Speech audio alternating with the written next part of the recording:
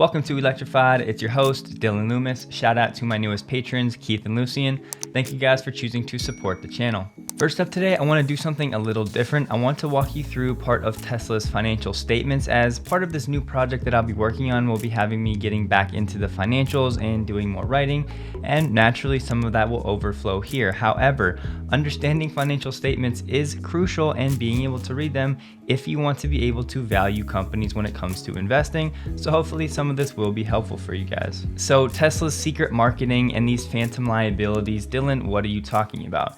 Tesla started doing something in North America in 2013 as a low-key incentive for people to buy a Tesla because there was no resale value, there was no market for used vehicles. So Tesla offered something that we'll refer to today as a resale value guarantee. Now, they did stop doing this, but in North America back in 2016. However, there were plenty of headlines and media articles written that led a lot of people to think that don't study the financial documents that Tesla does not do resale value guarantees anymore. However, that is not the case. Tesla still does this on certain leased vehicles and for certain international customers. So for today, we're going to keep things simple, but this topic is very important to know as Tesla continues to grow globally. And maybe even more importantly, some of the bears will still pick out some of the data related to these resale value guarantees and how it works from an accounting standpoint to basically throw shade at Tesla and try to say their financials aren't as good as they claim to be. But when you understand what's actually going on with the accounting, you can very clearly see that they really don't have any argument. And just to show you from the most recent 10K, Tesla said for automotive, we offer leasing and or loan financing arrangements for our vehicles in certain jurisdictions in North America, Europe, and Asia ourselves and through various financial institutions.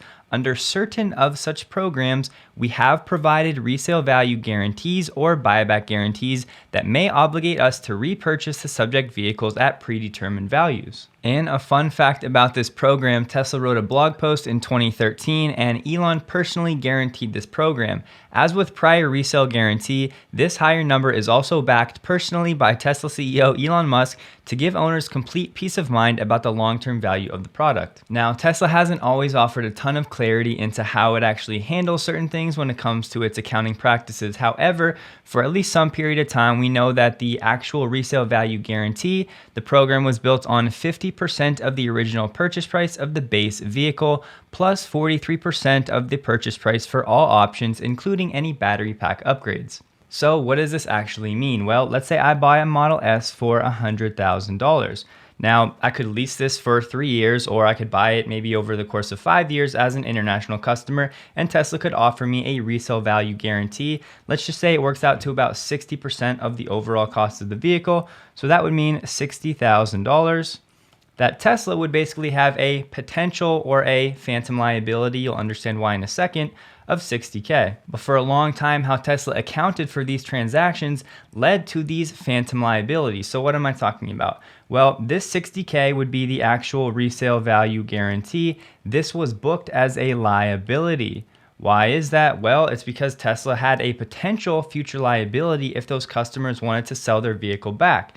Okay, well, what about the revenue recognition? So another $40K to make up the rest of the difference. This would go to deferred revenue. Now, deferred revenue is actually a liability as well. Why? Because it's income not yet earned. So what was happening with these transactions is at the time, Tesla would receive $100,000 in cash.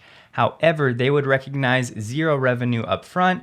They would really be recognizing $100,000 in new liabilities. And we don't have to get into the weeds for today's purposes. So let's just say in this case, I leased the vehicle for 3 years. What would happen is Tesla would take this $40,000 of deferred revenue and recognize that over the course of the lease. So 3 years, 36 months. If you divide 40,000 by 36 months, that's $1,111. So that amount, $1,100, would be recognized each month over those 3 years. And then at the end of the 3 years, that $40,000 of deferred revenue would be recognized. And like I said, there's a lot more happening in the weeds with depreciation over that time, but maybe we can get into that in a future video. But the point here is these phantom liabilities. So every time Tesla has a transaction where they offer a resale value guarantee, they're going to have that as a liability, and they do this using a sales return reserve. The thing is, if these Tesla customers don't take advantage or exercise their resale value guarantee, this is a liability that Tesla will never have. So essentially in the future, it would just get written down and basically act as if it were never there in the first place. And because resale value guarantees aren't like an overly common thing, especially for more mass market vehicles, a lot of analysts didn't know how to handle this from a accounting standpoint, and they just would look at the liabilities, potentially assume they had way more debt than they really did. And Tesla will actually track this and look at this data quarterly to see if the economic incentive for Tesla customers will change and become more likely or less likely to actually exercise their resale value guarantee. How do they do this? Mainly by looking at the resale value of said vehicles. So if Tesla's offering a $60,000 resale value guarantee during that time, but let's say the market value of what the car is actually selling for is $70,000 for that Model S, then obviously that customer is not going to sell it back to Tesla because they can get more money on the open market. So where Tesla could have gotten into trouble at times is if the market value of said vehicles is less than the resale value guarantee. Let's say that the market value was actually $40,000. Well, then in that case, the customer is going to benefit greatly by exercising the resale value guarantee because they'll get $60K from Tesla rather than $40K selling on the open market. And I'll show you here in a second, but Tesla actually had a positive financial impact to its 2021 financials because the real world scenario was more like this, with resale values of Teslas and really every other used car being high. So back to the 10K, here Tesla explains it. Due to actual return rates being lower than expected and increases in resale values of our vehicles during 2021, we estimated there is a lower future likelihood customers will exercise their resale value guarantees.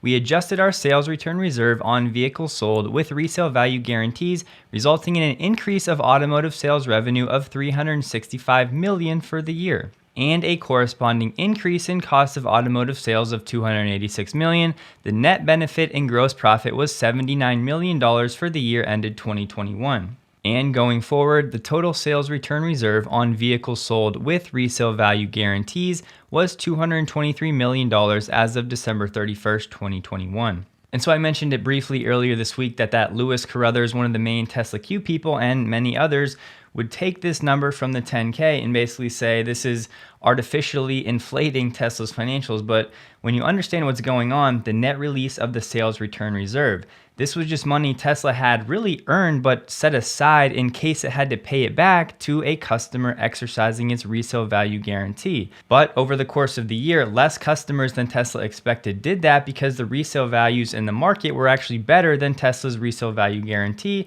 So then at that point, they can release this amount of money and finally recognize it as actual income. So hopefully at this point, you can kind of start to see that this isn't like fake revenue. This is real revenue that Tesla has earned. It's just now finally they can actually recognize it and release it from those reserves, having to hold it in case they had to pay it out because the customer exercises their RVG. You just have to remember with accounting that with every transaction, there are two parts, a debit and a credit, to balance things out. And today we didn't really talk about debits and credits, but it's really important for you guys to know this core principle for accounting and understanding financials.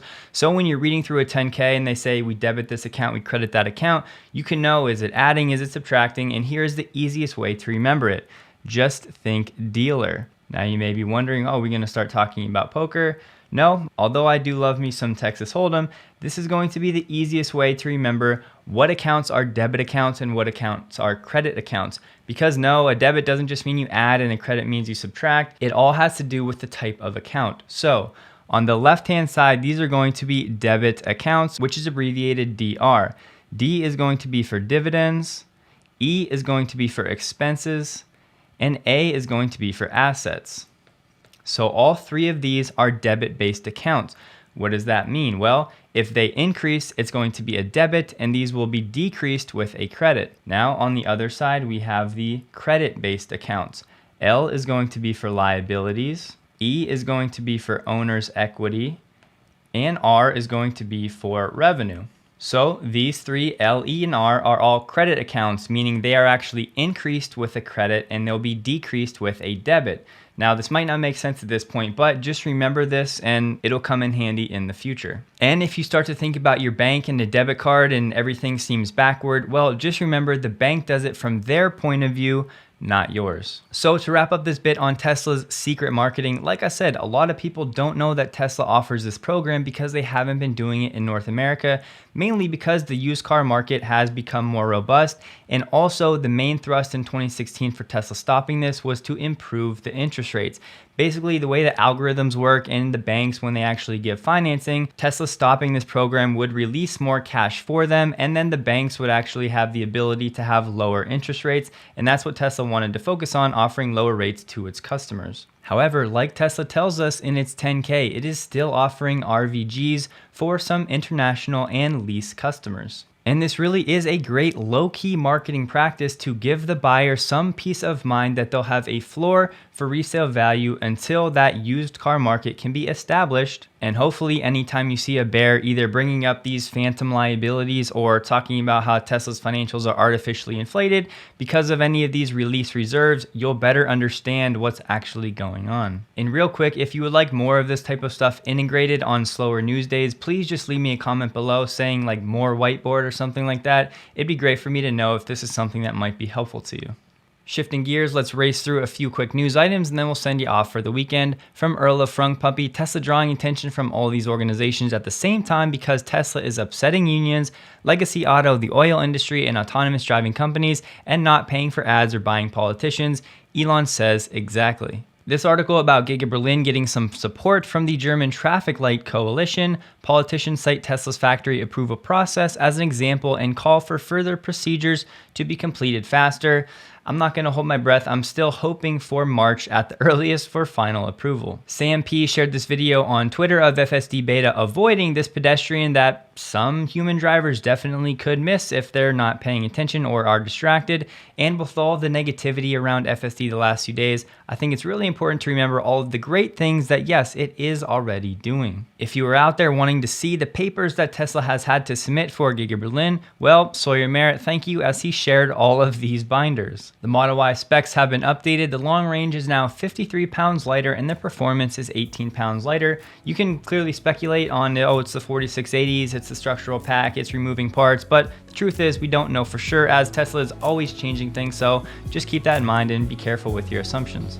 And lastly, a lot of you guys have been asking me to comment on the Ben Sullins video, How Tesla Will Fall. I did have a chance to watch it and I am going to comment on it, and I do have some fairly strong opinions, so it's not going to be in today's video. It may be an upload for Sunday if I'm able to get around to it. If not, it will be next week. So just know that I'm aware of it. It has not changed anything for my view or my bullishness of Tesla. However, I do think we need to spend a few minutes talking about what he had to say, so that'll be coming.